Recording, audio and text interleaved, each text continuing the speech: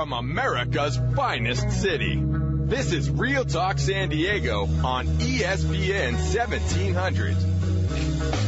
And Stash Nation, you are back live in the secret stash, tracking down some of the coolest local people, talking about some important local things.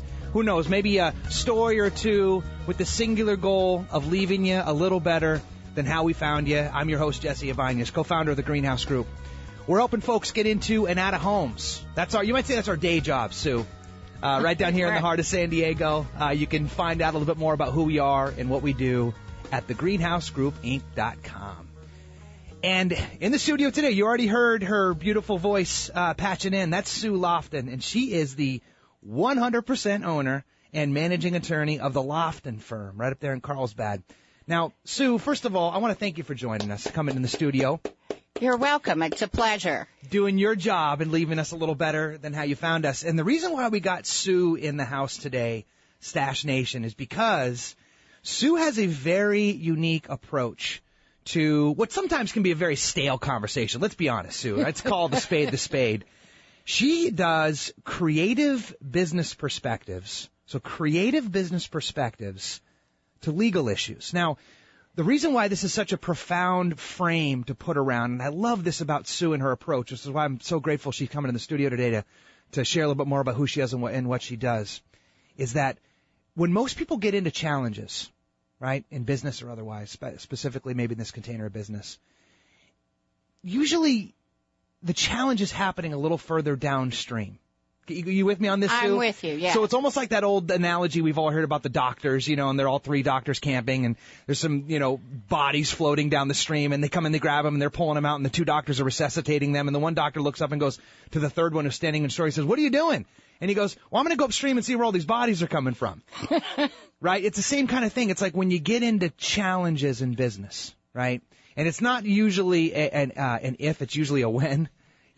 You got to be able to tie that in to figure out it's probably coming from some systemic issue that's happening further upstream. That's what I love about what you guys do, is it's more of a comprehensive approach, is it not? Yes, it is. We offer diverse business and legal skills to evaluate our clients' issues. And in that manner, we can look at the whole picture rather than focusing on one single problem. And when someone comes in and sits down with you, regardless of what pickle they're in, it's not just one person talking about one approach per se and like a reactive situation. You've got like multiple people there with multiple specializations, do you not?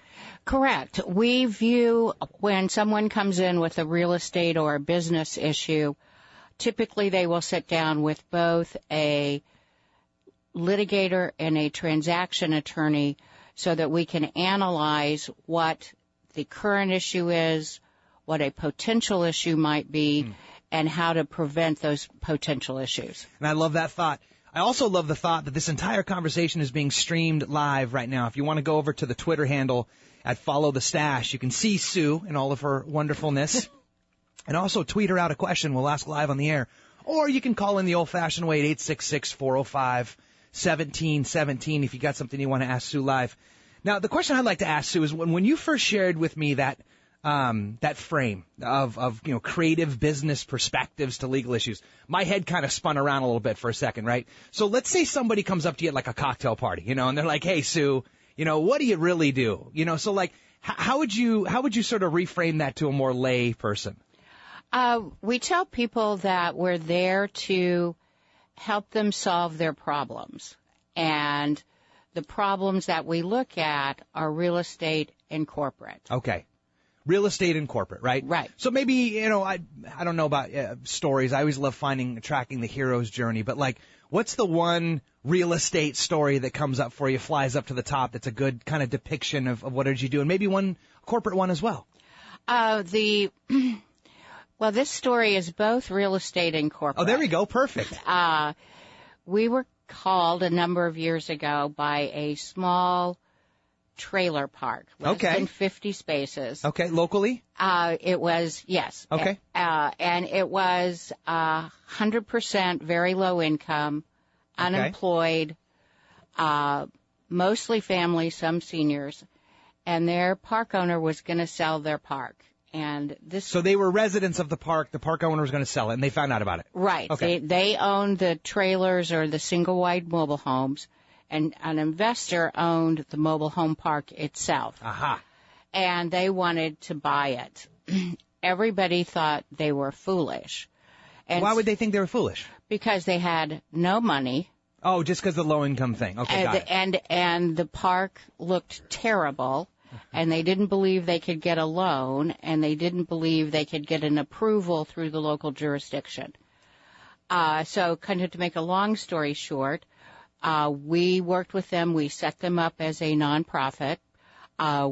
We were able to work with General Electric Real Estate Division and get them a first trust deed. Oh, wow. So you sort of, you got them to collaborate. Correct. And exist more as a group, specifically a nonprofit group. And then you approach somebody who could be willing to give them some money. It sounds like it was... Yeah, it was General Electric. General Electric, okay. And then because, conventional lenders won't loan 100%, and in order to finance each home's purchase, they had to put up $100. Oh, wow. That'll break the bank. Yeah, and for very low-income people, it can. Yeah. And it doesn't sound like much to probably most people who are listening, but to people who were making about, at that time, $800 a month, maybe. Wow, yeah. That was a lot of money. Yeah. And so they saved $10 a month. Wow. In order to pay for their portion of the financing. And the state of California, through Housing and Community Development, has a special loan program to help low-income mobile home park residents buy their parks. And we were successful with the corporate, with the financing, with the local jurisdiction, and they were able to own the park. Wow. The wonderful part about the story and what has touched me over the years and changed my view on many issues is that by them looking at having a vision and pursuing it, even though everyone said it was impossible, enabled them to change not only their view of the world, but benefited greatly their children. I was very blessed to be able to go to one of the kids that I kind of watched grow up, graduate from law school, several others from college, and the parents who were of working age all went back to school, got jobs, and so it changed a little segment of California by allowing them to have and being a part of their dream to have home ownership. We'll talk about creative solutions to problems. That's, of course, why we got Sue Loftin, owner of Loftin Firm. That's Loftin Firm.com. Now, let's go back to the cocktail part. I love that frame, right? Because it's sort of like you can kind of find yourself. Anybody can find themselves in that kind of conversation. What's something that comes up, though, in your domain? Like, what do people like talking about when it comes to something what you do? The most common thing they raise with me is issues related to government. Oh, of course. Right. The government, and frustration with regulations where they'll say, well, I was going to add a new room. And so like to their house or something? To their house. Got it. To their house. Right. And so I went down. I followed the directions. I hired an engineer. Right. I hired a contractor. And I went to get my permit, and they said no. And so you go through it with them, and they say, I followed this and this and this. How can they say no just because people were opposed to it when I did everything? That's a hard thing to answer because it happens all too frequently. What I tell people is that go back in, make sure they know that you have the right to do this based on the laws, and that you are willing to file the appropriate legal actions to make sure you get to do it. That typically will have the local elected people and staff take a second look if you are firm about it. If you've got an error in your application, then you need to fix it. Right, and sometimes, in my experience anyway, because, you know, there's a lot of folks that get into homes. I mean, let's be honest. So we have an aging inventory in San Diego. Correct. A large majority of stuff was built before 1978, before they even came up with the Title 24 stuff, right? Correct. So for us, a lot of times when you're getting into homes, you're getting into them with the sort of upswing that, okay, I can take this and I can make it a little better, you know, bring it up to snuff, so to speak, right?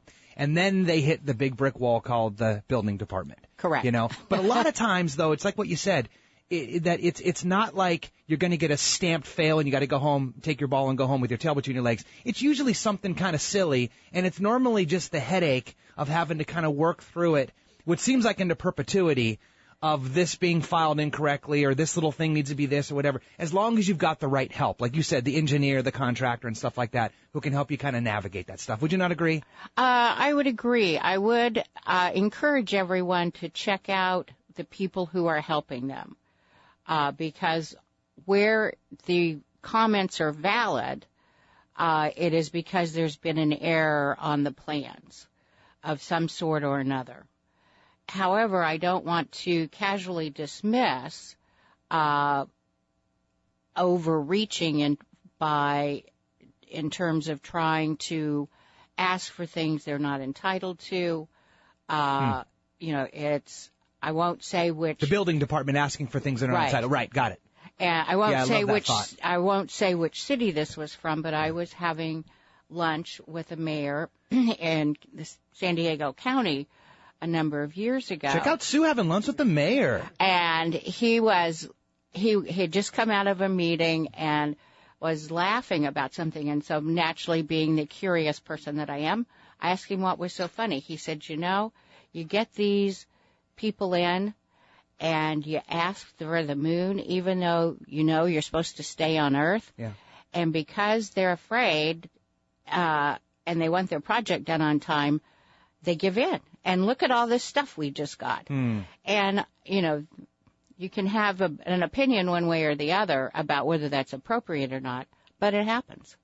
I love that. And you can see, obviously, we're just getting started here with Sue Loftin. You can check her out, by the way, at loftinfirm.com, or you can call her at 760-431-2111 in case you've got anything real estate related, of course, but that's not where her extended reach stops. She's got her business plan sort of in perspective, and then the most important thing is that she has the ability and the resources to come up with creative solutions. And I love that about Sue. I love that story you told about the mobile home park. And don't mess with Sue, because she'll take on the building department too, right by your side, and she'll be right by our side.